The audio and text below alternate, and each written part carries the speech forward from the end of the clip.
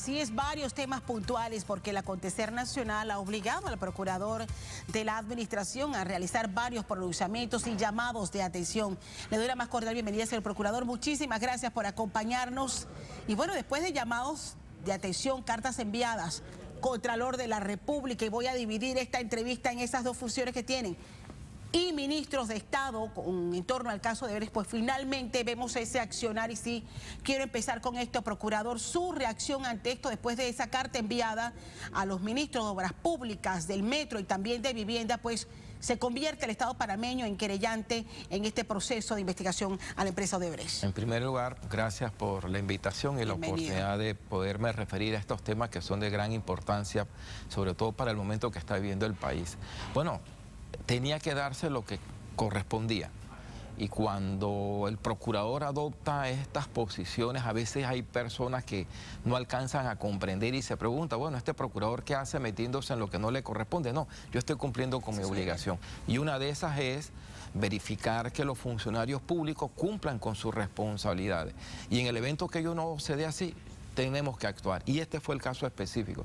Hay una norma que todavía es aplicable a los casos que se están llevando a cabo de acuerdo al sistema penal inquisitivo o mixto, que obliga a todas las instituciones del Estado a constituirse en parte en aquellas investigaciones donde se han visto o se han podido ver comprometidos o afectados fondos del Estado.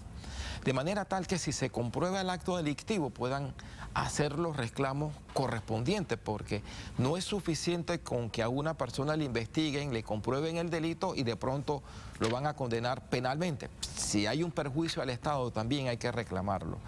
Enhorabuena que esta petición que hicimos en su momento ha sido entendida de manera positiva, y no porque lo diga el procurador, sino para recordarles que es una obligación, ¿sí? Es una obligación porque todos los funcionarios públicos tenemos una responsabilidad para con la sociedad y esta es una de ellas. ¿Por qué no se hacía antes o por qué no se hizo antes? Es que esa es la pregunta que nosotros nos hacemos. Yo siempre estoy al tanto de lo que están en los medios de comunicación porque ahí hay situaciones en las que atañen a la necesidad de los funcionarios públicos prestar mayor atención. Desde el día 1, cuando se supo a través de los medios de comunicación que se estaban llevando a cabo investigaciones por posibles delitos de corrupción o de peculado, todos y cada uno de los funcionarios públicos, en los que la investigación tenía que ver por hechos ocurridos en sus instituciones, estaban obligados a comparecer al Ministerio Público, verificar el tipo de investigación y de acuerdo a cada caso en concreto constituirse en parte. Esa es la pregunta que uno tiene que hacerse, ¿por qué fuimos tan indiferentes frente a lo que estaba ocurriendo?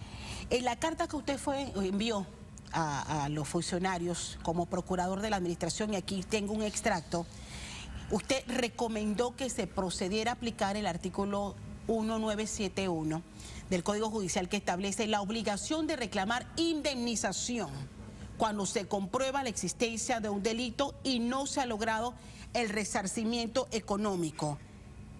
¿Puede este retraso, o sea, por qué no actuar antes, por qué nos demoramos tanto, tener algún tipo de repercusión en este momento?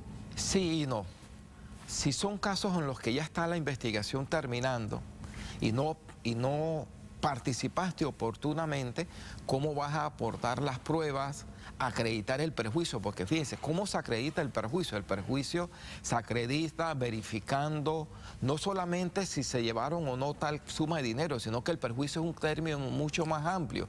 No es suficiente, por ejemplo, que Odebrecht haya dicho vamos a devolver los 59 millones de dólares. Eso no es suficiente, porque los perjuicios no es solamente lo que entregaste en coima o lo que se quedaron en coima, sino lo que eso afectó en el funcionamiento de la institución. Y para eso es por lo que hay que participar oportunamente y además acreditar en qué consiste el perjuicio, porque tienes que tener una suma cierta y concreta de lo que vas a reclamar. Es que el panorama es bien complejo y bueno, usted con su experiencia en el Ministerio Público también, como secretario general, ayúdanos a entender, o sea, cómo se va a manejar esto, cómo se va a manejar esto, y creo que tendrá que dividirlo en tres partes.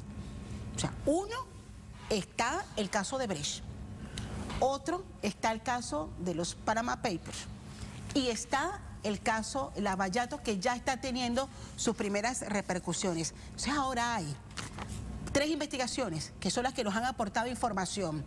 Brasil, la principal, los informes que salieron de Suiza y la información que ha enviado el Departamento de Justicia de Estados Unidos, que ha revelado que al menos 59 millones de dólares fueron pagados en Panamá como soborno. O sea, ¿cómo podemos todo esto en orden para poder iniciar las investigaciones y que no se cometan esos errores procesales? Y sobre todo que Panamá puede en su momento, que es lo que más nos interesa, no solamente encarcelar a los corruptos, sino recuperar todos los dineros que se hayan robado. Lo voy a ver desde esta perspectiva. Yo he escuchado a veces ciertas personas que hacen opinión pública y que han cuestionado y piensan que puede subestimar el Ministerio Público. El Ministerio Público de Panamá tiene funcionarios con una gran formación y capacitación. Eso en grandes formas lo que quiero decir, que muchos de esos funcionarios tienen una formación y preparación en lo que se llama el crimen organizado. Voy a poner un ejemplo, Castalia. Por ejemplo, cuando nosotros vemos en los medios de comunicación, como se dice en el argot, reventaron un caso en materia de narcotráfico, es porque esa investigación tenía 1 año, 2 años de estar llevándose a cabo. Y acordemos que muchas de ellas comienzan, pudiera ser en Brasil, tiene ramificaciones en Colombia, en otros países y parte en Panamá. Y toda esa información se procesa y se hacen los análisis correspondientes con relación a las medidas que caben hacer ahí. Bueno, el caso de Odebrecht tiene bastante similitud con eso. La gente se pregunta, bueno, ¿y por qué la información nos viene de afuera? Porque el descubrimiento del foco de la corrupción se descubrió en Brasil. Y ya vemos cómo eso tiene ramificaciones en distintos países, entre ellos el de Panamá. Entonces, a veces no es que hay varias investigaciones, porque son... Acordemos que en Panamá hubo distintas licitaciones, pero la fuente de la información es una sola, ¿sí? Que es lo que se está generando producto. O sea, al final van a ir a un mismo sitio. Producto del acuerdo que están llegando los altos ejecutivos de Odebrecht, que ya fueron condenados. Acordémonos que eso no son personas que están siendo investigadas, son personas que el sistema en Brasil ya los derrotó. Le demostraron que formaban parte de un acto de corrupción y ahora toda esa información viene. O sea, hemos dependido, y usted me dirá si usted ha dicho, tenemos fiscales preparados, que han sido entrenados a lo largo de estos años en investigaciones que involucran al crimen organizado. Pero del otro lado están los mejores abogados, y tengo que reconocer ex fiscales también que ganaron muchísima experiencia. Que por tanto no hay que subestimarlos, ¿eh? Yo nunca subestimo a nadie. Pero, vuelvo y digo, ¿qué es la diferencia radical en todo esto que está ocurriendo? Voy a poner el caso Semi. A ver. ¿Sí? Aquí llegó una persona, salió en un lugar y dijo, a mí me dieron esto, se inició la investigación. En un primer lugar la Corte dijo que ahí no había inmunidad, luego entonces la investigación podía salir, y cuando bajó la presión ciudadana, la misma Corte dijo, anulamos la investigación. ¿Por la presión ciudadana o por la presión política, que no podemos dejar de lado? Exacto, todo lo que había allí. Anularon la investigación. El acto de corrupción se generó aquí en Panamá. Ahora la situación es distinta. Nosotros no podemos controlar lo que está ocurriendo en Brasil. Y de allá es donde viene información relevante y de mucha importancia. Eso le iba a preguntar, ¿va a seguir llegando información? Y hay que decirlo, las cosas que se conocen en Panamá se revelan por investigaciones periodísticas, por información que empieza a surgir de investigaciones propias en cada uno de los países que hemos mencionado, pero en Panamá tiene que hacer lo propio, tiene que demostrar cada uno de esos delitos señalados, o con el intercambio de información es suficiente para abrir los procesos acá. O sea, acordémonos que cuando en Brasil o en Colombia, en cualquier otro país, sale algún tipo de información que guarde relación con hechos ocurridos aquí, tú tienes que además generar elementos probatorios que acrediten, que comprueben y que relacionen la información que estás recibiendo con lo que aquí ocurrió. Dicho de otra manera, no es suficiente con lo que nos ven en Brasil. Es importante, es determinante, pero no es suficiente. Ahora bien, en medio de estas circunstancias, hay sectores que han pedido, han solicitado la creación de una fiscalía especial, solo para casos de corrupción. Hemos interpretado que sería por no sé si por la desconfianza o por traer al país experiencias como las que puso en práctica Perú. Yo soy consciente de algo, Castalia. Es verdad, las instituciones hemos perdido mucha credibilidad. El día en que el señor presidente me designó como procurador, yo lo dije ante los medios, teníamos que recuperar la credibilidad de las instituciones. Y eso afecta al Ministerio Público. Ahora bien, ya el Ministerio Público creó. Acuérdense que las fiscales que están ahora... Son 4. Exacto. Sí. Llevando el caso relacionado con Odebrecht, eran las fiscales que estaban viendo todos los otros casos. Entonces el Ministerio Público lo que dice es, vamos a crear una fiscalía especial, esa es la fiscalía especial, para atender todos estos casos con funcionarios con esa experiencia. De forma tal, no es que el Ministerio Público está dándole el mismo tratamiento como si fuera cualquier otro caso. Ahora bien, hay sectores de la opinión pública que tienen distintas posiciones, ¿no? Que hay que crear una fiscalía especial, ya está creada. Sí. Otros piensan que tiene que ser como una fiscalía fuera del Ministerio Público, constitucional y legalmente hay que ver hasta dónde eso es viable. Y hay otros que hablan de una comisión internacional investigativa. Exacto. El mismo resultado. No es que uno no esté de acuerdo con eso, pero hay que ser muy cuidadoso. Voy a poner el caso concreto. ¿Por qué? Comenzaron las fiscales a generar las órdenes de conducción contra todas aquellas personas que se mencionaban en esa investigación. Los abogados, con todo el derecho que tienen, y los comprendo, inmediatamente fueron a la corte y presentaron habeas corpus preventivo. Lo que tiene que prestar atención las personas es que por muy buenas intenciones que haya, tenemos que ser cuidadosos en las medidas que se están adoptando. Claro. Porque de pronto, no en un año, no en 2 años, cuando cambia un ciclo político, comienzan los jueces a encontrar nulidades donde antes no los había y a cerrar todos esos casos. Y entiendo lo que usted plantea, procurador, porque todos queremos ver a los culpables caer, pero no se puede separar el derecho y las garantías que se le tiene que respetar. Muy bien, ese es el tema, me decía un gran profesor, Carlos Bolívar Pedrechi. Rigoberto, el problema es que en este momento tenemos que saber administrar la impaciencia.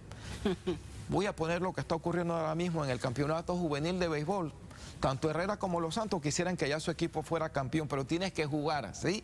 Tienes que jugar. Entonces, lo mismo es en este tema de las investigaciones.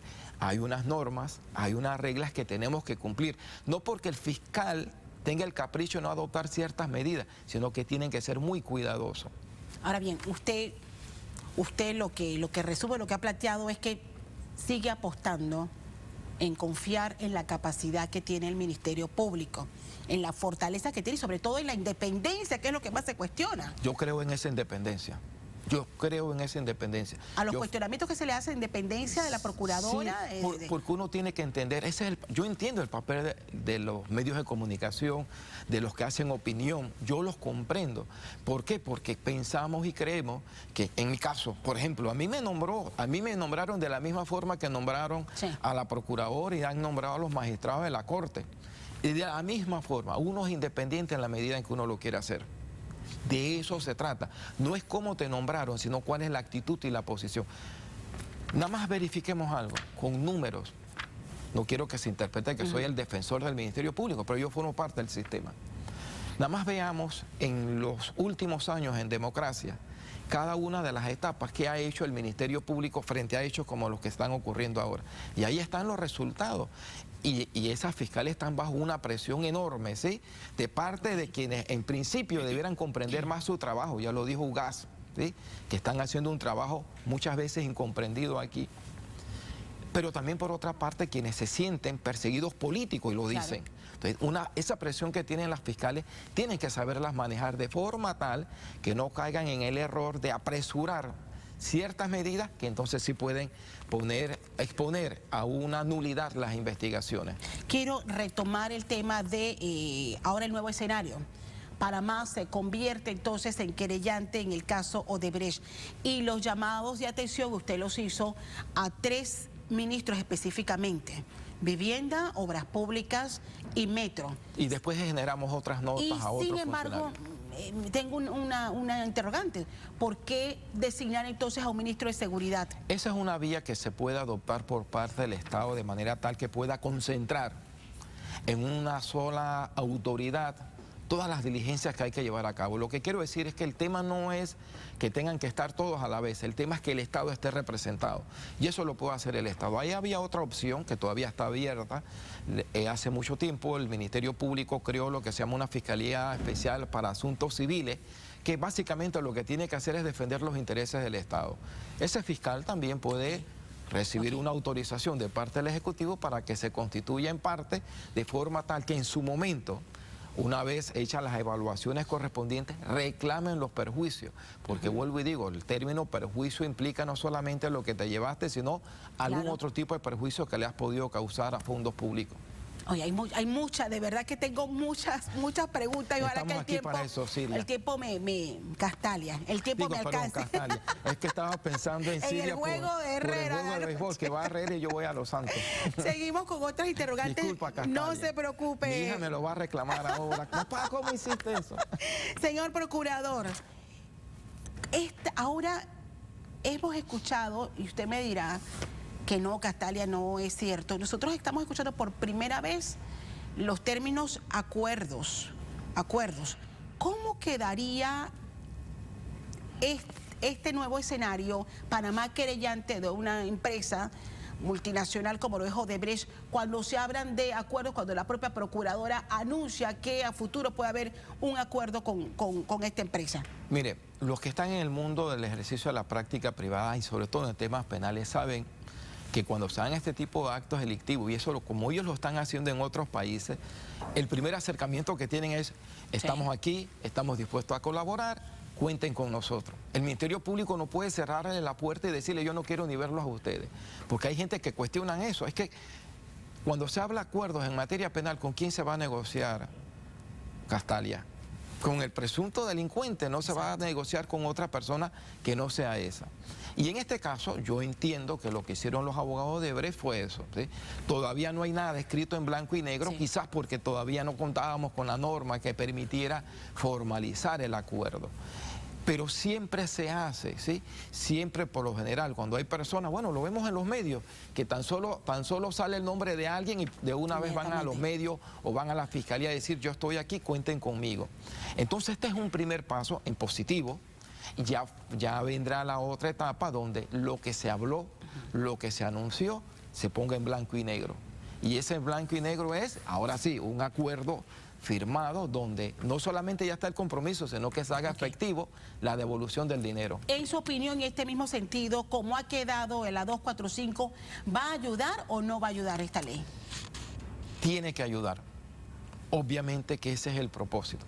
Tengamos presente lo siguiente, Castalia. 2011 entró en vigencia el sistema penal acusatorio en Panamá. Desde aquella época ya existían los acuerdos. Lo que pasa es que ahora, cuando estamos en el caso de Odebrecht, hay quienes piensan... de cualquier caso. Sí, piensan y creen que lo de los acuerdos se está inventando para ellos. No, eso ya estaba desde el 2011. Y que lo que yo sepa, nadie nunca estuvo cuestionando que el Ministerio Público pudiera llevar a cabo ese tipo de acuerdos. Es que había acuerdos, pero no habían archivos de expediente o la no imputación. Muy bien, muy bien. Buena pregunta, Castalia. Lo que ocurre es que también, y aquí la tengo, en el 2005, la Asamblea de Diputados, de aquella época hay diputados hoy día acá, y yo me quedaría perplejo que a mí me digan que cuando aprobaron este convenio no lo leyeron. Ahí en esta norma, una de las normas, el artículo 37, habla de la posibilidad que las autoridades que están investigando lleguen a especie de una inmunidad judicial a los investigados. ¿Qué significa inmunidad? No te voy a hacer cargo. O te hago cargo, pero no te voy a procesar. Exacto. Eso 2005 lo aprobó la Asamblea. Entonces, ¿qué quiero decir con esto? Sí, es verdad. En el sistema penal acusatorio no existía, ahora sí se está introduciendo la figura que permitiría en ciertos casos y de acuerdo a ciertos supuestos y de acuerdo al criterio del fiscal, te imputo cargos, te indago, pero no voy a solicitar tu llamamiento a juicio porque hemos llegado a un acuerdo. Ahora bien, ese acuerdo tiene que ser eficaz, tiene que tener resultados positivos, porque se dice, se suspende la solicitud de llamamiento a juicio a esperar qué resultados tengo de tu colaboración, porque también puede ocurrir. Hay quienes han señalado que se puede mentir, cómo se garantiza de que ese aporte, esa información sea certera y que sea real. Depende de lo que vamos a investigar, depende de lo que yo logre acreditar con lo que tú me estás diciendo. Castalia, lo que pasa es que a veces la gente o ciertos sectores olvidan. Este tipo de modalidad ya existía desde 1994, cuando aquí en Panamá se aprobó la ley contra la salud pública, los delitos contra la salud pública, quiero decir los delitos de narcotráfico. Había algo similar, no se le llamaba acuerdo, pero habían las normas que permitían que aquel que colaborase le rebajaban sustancialmente la pena. Ahora, eso quedaba condicionado a la información que suministra y yo pueda verificar que en efecto la información que tú me estás dando me permitió esclarecer el delito y además determinar quiénes son los otros partícipes. Algo parecido a lo que se busca aquí. Y eso tiene una razón de ser. Voy a poner un ejemplo sencillo. Una empresa está llevando a cabo un tipo de licitación, hay posibles actos de corrupción. ¿Y a quién ponen a recibir el dinero? Al conductor de la empresa, a la empleada de la casa, ellos reciben el dinero. ¿A quién le importa ellos si no son los que están detrás de la corrupción? Entonces, esas son las personas que uno le pudiera decir, te formulo cargo, hay este supuesto, llegamos a un acuerdo, no te llamo a juicio, pero dame toda la información. Así es como hay que entender eso. Hay una reunión importante hoy en Brasil que reúne a los fiscales de todos los países que están investigando el caso de Brecht, que son 4. ¿Quieres que lo diga? ¿Qué resultados podemos esperar nosotros de un encuentro como este? ¿Quieres que lo diga algo similar? Viña del Mar, ¿no? Que hay un encuentro de cantantes y todo el mundo vaya a escuchar la canción. Bueno, todos esos fiscales van a escuchar la canción de los que están colaborando. Y es una información importante, ¿sí? ¿Qué importancia tiene? En primer lugar, de lo que digan y realmente sea eficaz los que están delatando allí. Los ejecutivos de Brecht, que son 77, ya están condenados. Se intercambian figuritas. Muy bien. Y acordémonos lo que decía, que como eso comenzó en Brasil, tiene ramificaciones en cualquier cantidad de países, entre ellos los nuestros. Y es importante que estén todos esos fiscales, porque puede ocurrir que el fiscal de Perú, el fiscal de Colombia, por decir esos dos, digan al de Panamá, a la procuradora de Panamá, oye, es que esta información que ellos me están, yo te la puedo comprobar aquí, te la puedo dar, y después de decirle Panamá, yo también te puedo suministrar. O sea, que puede llegar la procuradora mañana o pasado con otras informaciones que se suman ya a los procesos que se adelantan. ¿Y que le puede permitir abrir otros? Eso va a ocurrir, querramos o no querramos, porque lo que no podemos evitar nosotros es que esos ejecutivos den toda esa información. Para Brasil hay dos momentos.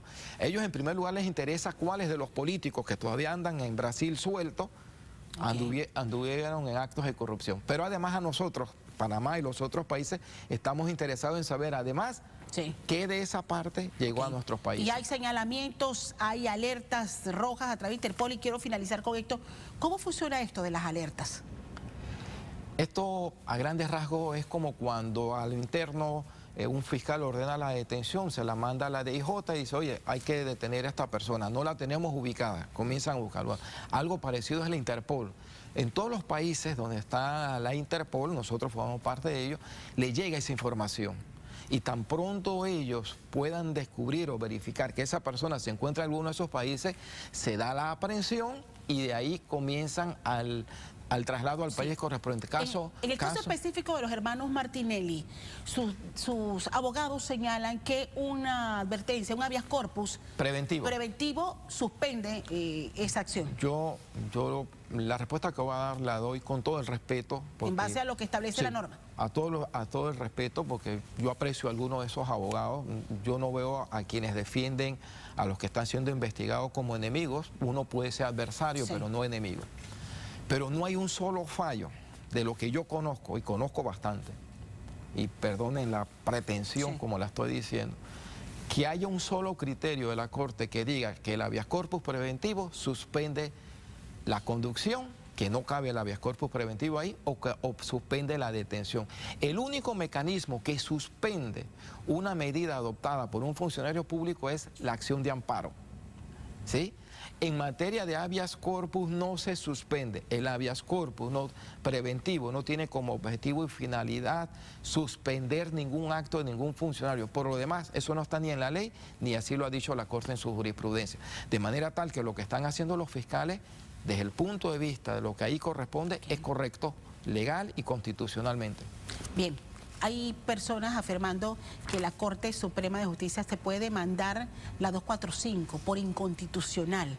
Lo han advertido ya un par de veces. Sí, yo los he escuchado. A mí me gusta escuchar a todas las personas con mucha atención, con mucho respeto. Esto no sería la primera vez que la Corte tiene que entrar a analizar situaciones similares. Ya ocurrió en distintas ocasiones. Acordémonos que el Código Judicial, que ya está por terminar su vigencia, sufrió distintos tipos de modificaciones y a lo largo de todos esos procesos presentaron distintos tipos de inconstitucionales. Voy a poner la más polémica. Cuando se aprobó lo de la inversión de la carga de la prueba en delitos de narcotráfico, que le dijeron, oye, ¿cómo es posible que el delincuente o el presunto delincuente es el que tiene que comprobar su inocencia cuando es el fiscal el que tiene que aportar las pruebas? La Corte la declaró constitucional. Ojo, no estoy diciendo que tenga que ser igual ahora. Esperemos que se presenten las demandas correspondientes. Pero hay un detalle bien importante en esa norma, Castalia, que la norma dice se podrá, no obliga a un acuerdo. Y eso abre un marco de discrecionalidad que puede restarle algún sustento de posible inconstitucionalidad. Lo dejo hasta ahí porque yo no soy la Corte para decidir eso. Y quiero agradecerle, procurador, por acompañarnos esta mañana. No sé si quiere enviar un mensaje final en momentos en que Panamá vive situaciones y circunstancias muy puntuales que pone a prueba no solamente la confianza, sino la capacidad de las autoridades. Voy a poner un mensaje en positivo. Ayer despedimos un gran hombre, un gran panameño, Ricardo Arias Calderón. Esos son los referentes que yo tengo siempre en mis actuaciones públicas. Esperemos que todos los panameños podamos comprender la trayectoria, el legado y el ejemplo de personas como esas, porque cuando existen todas estas crisis, tenemos que buscar referentes, ¿sí? Y esos referentes nos los dieron personas como Ricardo Arias Calderón. Y esto yo lo pongo en el sentido de tener confianza en que las instituciones, aun cuando podamos hacer más, sí, tarde o temprano vamos a rendir los resultados. Y yo creo que vamos en esa dirección y hay hechos concretos que así lo indican. A saber administrar la impaciencia en momentos como este. Rigoberto González, procurador de la Administración, esta mañana con nosotros. Gracias por los minutos que le ha regalado a nuestra audiencia y poder entender estos casos que nos atañen. Gracias por la invitación, Castalia. Bienvenido siempre, señor procurador. Momento de conocer